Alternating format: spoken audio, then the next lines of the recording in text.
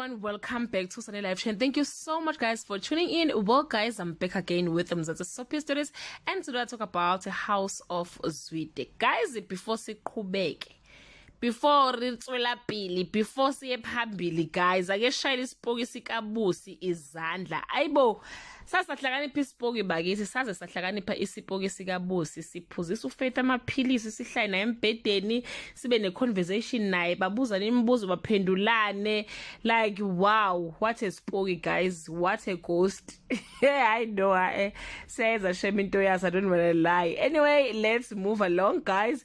uFaith is trying everything to be a free woman from the ghost. Saqala sathi akakhuluma iqiniso lonke uzokhuleka, and she did exactly that. But namanje sisamhlupa, simfuna efile, simfuna 6 feet underground. Faith recently visited umthandazi who advised her to find Busi'S ring sizokwazi ukumsiza mangabe efika nento ka Faith or nento ka Busi. Faith asked Mampo to help her, and she got the ring and the ritual went well. But guys, Faith will stay few days without seeing the ghost, and uzothi mayiseneme nje sehlele tshonke into ihamba kahle qhamthushu futhi sipoki.